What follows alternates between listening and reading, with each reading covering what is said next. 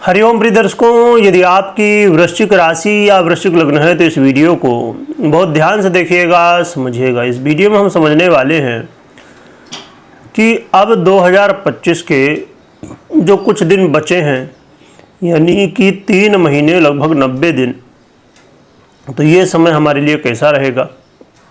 इस बीच इन 3 महीनों में जो ग्रहों के परिवर्तन होने उनका क्या प्रभाव होगा, क्योंकि 2025 में आप जो लगातार परिवर्तन देख रहे थे लगभग इन 9 महीनों में, तो अब उन 9 महीनों की जगह इन 3 महीनों में जो बड़े कुछ परिवर्तन होने वाले हैं वो बहुत ही महत्वपूर्ण है।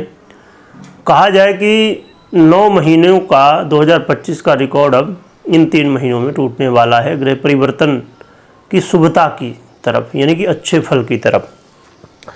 तो क्या कैसे होंगे, क्या उपाय करने होंगे, अच्छे बुरे क्या फल मिलेंगे, सभी कुछ जानेंगे। वीडियो को पूरा देखिएगा, बिना स्क्रिप्ट किए देखिएगा, क्योंकि हम एक एक ग्रहों की चर्चा करेंगे और जब सभी को आप एक साथ समझेंगे तभी चीज़ें क्लियर हो पाएंगी। आइए जानते हैं। तो हम चर्चा करें सूर्य की। तो सूर्य का परिवर्तन अब 17 अक्टूबर को होगा, परंतु 17 अक्टूबर तक ये कन्या राशि में गोचर कर रहे हैं। सूर्य वृश्चिक वालों के लिए कर्मेश हैं और आपके एकादश भाव में गोचर कर रहे हैं। तो ये गोचर काल अच्छा चल रहा है अभी कन्या राशि में, और इससे आपको धन लाभ, आपको यदि आपने पहले इन्वेस्ट किया था वहाँ से बेनिफिट, और विद्यार्थियों के लिए भी बहुत अच्छा कहा जाएगा। तो कन्या राशि में इनका गोचर काल अच्छा है, परंतु 17 अक्टूबर को ये तुला राशि में चले जाएंगे और 16 नवंबर तक तुला में ही गोचर करेंगे। ये गोचर काल अच्छा नहीं है, इसमें आपको बहुत ध्यान रखना है। इसमें कोर्ट कचहरी के मामलों में खासकर आपको बहुत सतर्क रहना है, और व्यय की स्थितियाँ थोड़ी बढ़ सकती हैं, कामकाज में उतार चढ़ाव आ सकता है, शत्रु बाधाएँ बढ़ सकती हैं और स्वास्थ्य को लेकर चिंताएँ हो सकती हैं। तो आपको इन सभी विषयों में ध्यान रखना है। यदि यात्रा कर रहे हैं, लंबी यात्रा, विदेश यात्रा, तो वहाँ पर भी सतर्क रहिएगा। फिर ये 16 नवंबर से अपना गोचर काल बदलेंगे और वृश्चिक राशि में गोचर करना शुरू करेंगे। तो 15 दिसंबर तक वृश्चिक में गोचर करेंगे। तो वृश्चिक राशि यानी कि आपकी ही राशि पर गोचर काल, आपके लग्न पर गोचर काल होगा। तो ये अच्छा है। आपके जीवन में मान सम्मान की वृद्धि, आपके व्यापार में धन लाभ, आपके जीवन में बहुत बड़ी उपलब्धि होगी आरोग्यता के रूप में। जो रोग बाधाओं से आप पीड़ित थे या पीड़ित अभी इधर रहेंगे, तो इससे मुक्ति मिलेगी और आरोग्यता की प्राप्ति होगी।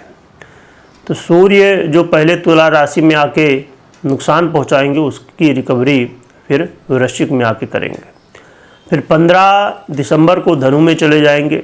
धनु में भी गोचर काल अच्छा माना जाता है, लाभदायक है। घर परिवार में अच्छे माहौल बनेंगे और अचानक धन लाभ भी होगा, परंतु बहुत ज़्यादा फल नहीं दे पाते क्योंकि गुरु की राशि है, पर जो भी फल देंगे तो अच्छे फल देने वाले। तो सूर्य का परिवर्तन अक्टूबर से लेके दिसंबर के बीच में खाली जब तुला राशि में रहेंगे, इस समय ध्यान रखना, बाकी अच्छे प्रभाव देने वाले हैं। बाकी आने वाले समय में हम विस्तार से चर्चा सभी ग्रहों की करेंगे। आइए अब बात करते हैं मंगल की। तो मंगल का परिवर्तन 27 अक्टूबर को होने जा रहा है आपकी ही राशि यानी कि वृश्चिक राशि पर, आपके लग्न पर। यह गोचर काल बड़ा ही महत्वपूर्ण है। आपको मान सम्मान भी दिलाएगा, आपके कार्य में, कार्य क्षमता में बहुत वृद्धि करेगा। नरेंद्र मोदी जी का मंगल ही है वो ग्रह जो कि उनको विजयी बनाया है और अभी तक लगातार जीत दे रहा है। तो मंगल की बड़ी महत्वपूर्ण स्थिति इसी तरह बनने वाली है। आपके लग्न में ही जब मंगल गोचर करने वाले हैं, तो आप काम करना शुरू करेंगे तो लगेगा काम ही करते रहें, थकावट महसूस नहीं होगी। पर जब मंगल पीड़ित होता है तो व्यक्ति थोड़ा भी काम किया तो लगता कि अरे अब चलो नहीं करना है। तो मंगल का बड़ा महत्व होता है जीवन में, क्योंकि इन्हें कहा जाए कि शनि देव तो कर्म का हिसाब किताब रखते हैं, पर कर्म कराने वाले यही ग्रह हैं मंगल। तो मंगल का गोचर काल आपको बड़ी सफलताएं देगा। आपके व्यापार में अचानक वृद्धियाँ और आपके सुखों में वृद्धि। यदि आप प्रॉपर्टी लेना चाहते हैं, ज़मीन, फ्लैट, है ना, गाड़ी, वाहन, खासकर ज़मीन से संबंधित, तो या आप ज़मीन से संबंधित जैसे ब्रोकर हैं, बिल्डर हैं, आप ऐसा ज़मीन से संबंधित काम, प्रॉपर्टी से संबंधित काम करते हैं, तो ये आपके लिए बहुत ही अच्छा मौका है। एक ऐसा समय जिस समय आप अपने बड़े लक्ष्यों को प्राप्त कर सकेंगे। इसके अलावा आपको अचानक धन लाभ की स्थितियाँ, और बहुत सारे लोग जो अचानक धन लाभ के लिए कोशिश करते रहते हैं, तो उनको इसका बड़ा लाभ देखने को मिलेगा। तो मंगल का ये गोचर काल बड़ा ही महत्वपूर्ण होगा और ये गोचर काल लंबे समय तक चलने वाला है, यानी कि 7 दिसंबर तक ये यहीं पर गोचर करेंगे। फिर 7 दिसंबर को धनु में चले जाएंगे। तो धनु में भी गोचर काल अच्छा कहा जाएगा, परंतु वृश्चिक में बहुत अच्छा है। तो ये स्थितियाँ हैं, धनु में भी जाके आपको लाभ ही करवाएंगे।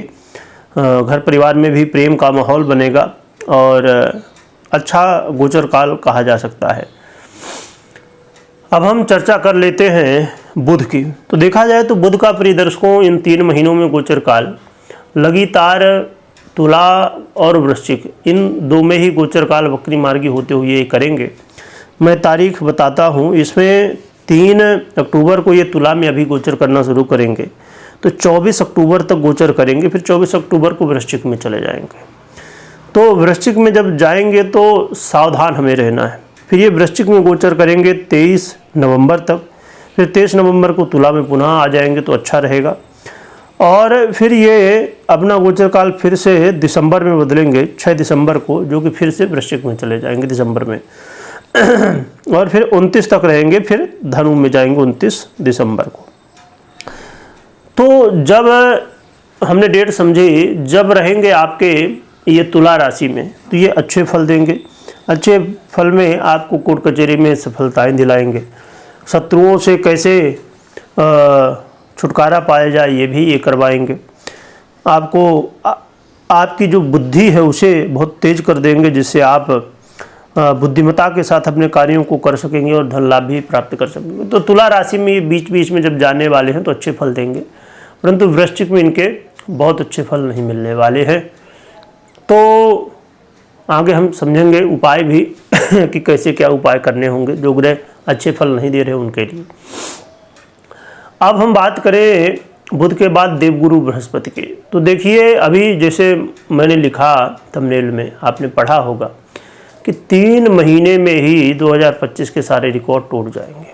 क्योंकि आपने यदि ध्यान दिया हो कि 2025 में मंगल लगातार जो परिवर्तन कर रहे थे और फल दे रहे थे, तो क्योंकि मंगल लगातार पीड़ित अवस्था में थे 2025 में अभी तक। अब इन 3 महीनों के लिए लगभग, पहले तो ये गोचर अभी कर रहे हैं तुला में, तो ये भी पहले की जो स्थितियाँ थी बाकी, चाहे आप वो कर्क की बात करें, सिंह की बात करें, है ना, या कन्या की बात करें, तो जैसी पीड़ित अवस्था में थे तो उसके अनुसार तुला में भी ठीक ठाक कहा जाएगा। परंतु अब वृश्चिक में ही आ जाएंगे लगभग 3 महीनों के बीच में, और फिर धनु में जाएंगे। तो ये गोचर काल बहुत अच्छे हैं मंगल के, खासकर वृश्चिक में गोचर काल। तो ये अपने आप में बड़ा परिवर्तन मंगल का कहा जाएगा। और इन 3 महीनों में जो 9 महीने में 2025 में अभी तक नहीं फल दिए थे अच्छे फल, तो वो 3 महीनों में दे रहे हैं। अब वही स्थिति बनने जा रही है देवगुरु बृहस्पति की, क्योंकि देवगुरु बृहस्पति मिथुन राशि में थे और इनके शत्रु की राशि है मिथुन। तो गुरु की दृष्टि का बहुत अच्छा प्रभाव होता है, तो वो अपना दे रहे हैं, पर वो जितना कहना चाहिए कि दे सकते थे उतना वो चाह के भी नहीं दे रहे थे। पर अब कर्क में आएंगे कम समय के लिए ही, क्योंकि आप जानते ही होंगे, हमने मई में जब इनका परिवर्तन हुआ था गुरु का, तो हमने चर्चा की थी कि देवगुरु बृहस्पति अब जो है तो अपनी गति को बहुत सुपरफास्ट करने वाले हैं, है ना। तो इसकी वजह से ये अब इसी तरह, वैसे नॉर्मली गुरु का लगभग 1 महीने ये साल में एक बार ही परिवर्तन होता है, परंतु अब कुछ महीनों में ही अलग अलग परिवर्तन बीच में देखने को हमें इन 7-8 सालों में इसी तरह देखने को मिलेंगे। क्योंकि इनकी जो अवस्था भी है वो अतिचारी अवस्था है, यानी कि बहुत तेज़ी से ये राशियों को पार करेंगे, आएंगे जाएंगे, ऐसा वक्री मार्गी होते रहेंगे। और ये हमने गुरु के परिवर्तन में चर्चा की थी। ये गुरु की जो ये स्थिति है अच्छी नहीं है बिल्कुल भी, और इसका परिणाम पूरी दुनिया को देखने को मिलने वाला है। और आपने शुरुआत देखी ली है लगातार किस तरह दुनिया में चीज़ें देखने को मिल रही हैं। पर अब कुछ समय के लिए गुरु अच्छी अवस्था में जा रहे हैं। 18 अक्टूबर को ये कर्क राशि में गोचर करना शुरू करेंगे और 5 दिसंबर तक ये कर्क में ही गोचर करेंगे, जो कि बहुत ही अच्छा है। और वृश्चिक वालों के लिए तो और भी ज़्यादा अच्छा कहा जा सकता है। तो देवगुरु बृहस्पति आपके भाग्य में असातीत वृद्धि, यानी कि बहुत ज़्यादा वृद्धि करने वाले। आपके जीवन में मान सम्मान यश प्रतिष्ठा में वृद्धि होगी। बड़े अच्छे अच्छे निर्णय आप लेंगे जिनसे आपको लाभ मिलने वाले हैं। आपको यदि लगातार असफलताओं का मुंह देखना पड़ रहा था, यानी असफलताएं जीवन में देखने को मिल रही थी, तो देवगुरु बृहस्पति अब कई क्षेत्रों में सफलताएं, जैसे कोई इंटरव्यू वगैरह दे रहे हैं, क्रिएटिविटी से रिलेटेड काम करते हैं, सोशल मीडिया से जुड़े हुए हैं।